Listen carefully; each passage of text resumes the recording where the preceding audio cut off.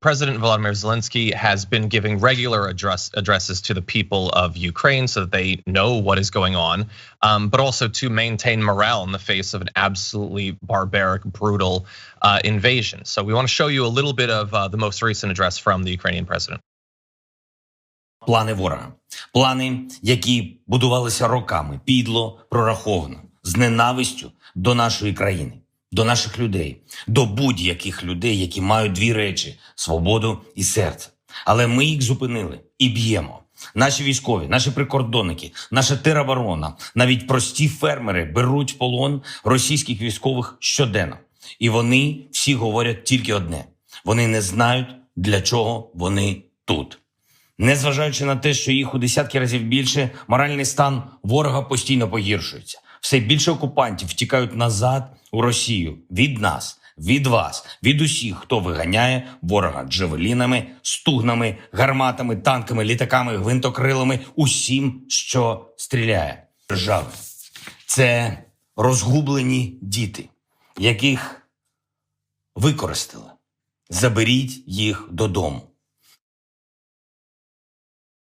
So obviously there's multiple objectives to a speech like that, to reassure the civilians of Ukraine that the military is doing everything they can, to point out the successes where they exist, but also like it's kind of a message not just to the people of Ukraine, but also the people of Russia, like specifically talking about how their soldiers have been lied to and manipulated. Hardly unique to this conflict, by the way, but it is certainly true in this conflict. Also, telling them try to be a little bit of an understanding. If you capture people, as has been happening, don't brutalize them. Like these are people who don't necessarily support this war.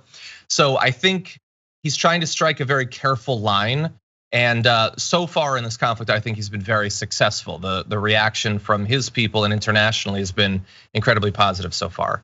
But what did you make of it?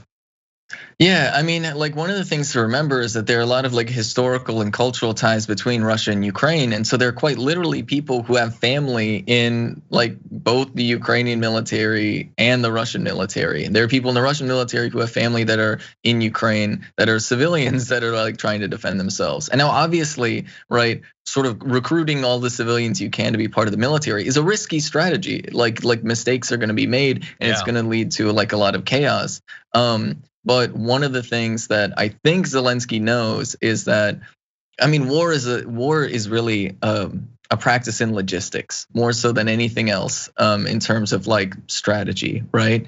And like occupying a country that has an interest in a civilian population, like performing some sort of insurgency basically against the occupying force, it's very, very difficult. It's very, very difficult. It's very easy like for, random civilians to sabotage infrastructure and stuff if that's what they're trying to do. And so really, that is one of those things that seems to be like the key strategic aspect behind this is basically making sure that morale is boosted enough that the infrastructure and the logistics of the Russian military going into Ukraine is interfered with substantially enough that they can like hold Kiev and keep as many cities as possible from being completely overtaken. Yeah, and definitely to slow it down as much as possible. For which advances a number of different interests. One, they're going to be doing diplomatic overtures. In fact, we're moving now into a second round of talks that are happening right now with an advisor saying that the initial goals from the Ukrainian point of view are a moderate ceasefire and an agreement to establish a humanitarian corridor. So if you are inflicting as much pain on them as possible as they're moving in, maybe they will be a little bit more open to diplomacy. It could go in the other way, but maybe it provides more time for the international community to provide aid. It provides more time for sanctions to put pressure on Russian industry and oligarchs who then might, to the extent that they can internally, put pressure on Putin to change course. So there's really no downside except that a likely consequence will be some civilians who are drafted into this will die. They are not trained soldiers. They could potentially be caught engaging in these sabotage efforts, engaging in open combat against these forces could result in them dying too, potentially at a high rate. So it seems a little bit like a last ditch effort, but that's what they have at this point. Yeah, most definitely. And it's just really one of those situations where Like, I mean, it's where like a lot of people are like forced into bravery, right? And that's a really like it's really a terrible situation because ultimately, like if you think about it, if you're just a random person, if you're just a random person living in Kiev, right? Like, I mean, do you think everybody's political? Do you think everybody is like deeply invested in the politics between Russia and Ukraine, right? And like the internal politics of like, oh, does Ukraine have a leader that supports Russia or the Western world? What's happening here? No, most people are just trying to live their lives. They're trying to go to the grocery store. They're trying to go to work, and all they're seeing is the Russian military invading their homes. That is all that they see in this, and that I think really is the important thing to remember, where like the people that are most impacted by this are just random people who are trying to live their lives, and all of a sudden an army showed up. Exactly. Yeah, 100%. It's so easy, especially for Americans. Everyone sees the people who live in a circumstance that's in any way different than theirs as very hard to imagine, but especially for Americans, because so few of us ever travel abroad or learn about other countries. It's just easy to imagine like, yeah, well, what was going on in Ukraine before? No, like every normal thing in your life was going on there. I saw it was, I think it was like in the very immediate aftermath, the invasion being announced. I'm on a subreddit for board games, and there was someone who was asking for advice on whether they should cancel their Dungeons and Dragons session that was coming up in a few days. What would be the safe way to communicate around that?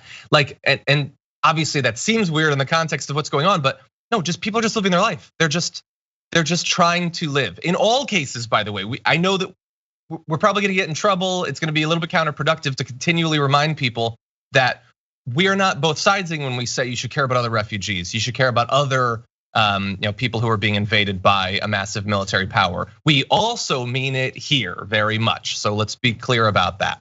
Yeah, 100%. Like I can tell you, I worked with drones. I've seen a lot of things around the world. And I will tell you this, believe it or not, people in Iraq and Afghanistan spend a lot of time taking care of their kids, going to the supermarket, taking their kids to soccer practice, right? Doing like all of the normal things that happen also happen in Iraq, Afghanistan. And we did the same thing. We showed up to their homes while they were trying to go to soccer practice.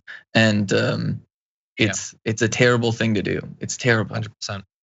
Now, really fast, a couple of other quick updates. Credit Suisse was caught trying to shred evidence of loans that they had provided to Russian oligarchs backed by super yachts and private jets. So this Swiss Credit Institute trying to cover up their involvement.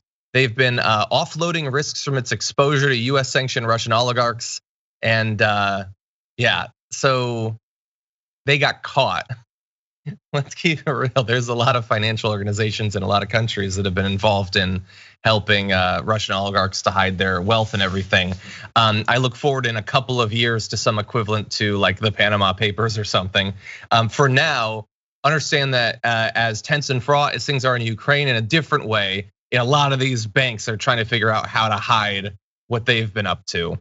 And related to that, France has actually seized a yacht linked to a Russian oligarch that had been at a port in the Mediterranean. Looks pretty impressive. I think that's the one from that episode of Succession, actually. But anyway, no, I'm kidding. It's a $600 million yacht. And I understand that I'm saying this as a person who, I'm not sure that I've ever been on a yacht, let alone a nice yacht. I'll never own one. You overpaid. Look at it. It's nice. $600 million. How disgustingly like counterproductively rich these people are. It ain't worth it. Is it nicer than a regular boat? Yes. Is it 20% nicer? Probably. Is it 6,000 times nicer? No. Don't seize yachts, seize wealth. Seize all of it. These people they're only doing harm to themselves at this point. And also, I like that we're moving into seizing yachts. Take mansions. Yeah, take future public housing, okay, public housing. I'm just saying, right? Like, look, real great opportunity, really easy, And yeah, you're right about the yacht. At a certain point, it's just a bougie apartment, right? Like at a certain point, it's just a bougie apartment that you might get motion sickness in. It sounds real pleasant. I've always missed that in my apartment. I'm like, I want heated floors in the bathroom, and I want the living room to occasionally make me vomit. That's what I want. Well, if you rob your country of hundreds of billions of dollars, you too can throw up all over your dining room table.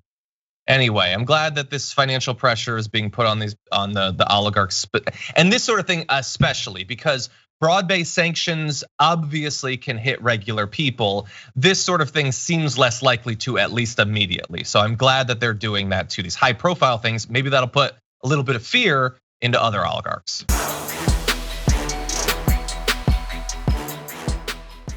Check out the Damage Report podcast each day, wherever you get your podcasts, whether Pocket Casts or Stitcher or iTunes.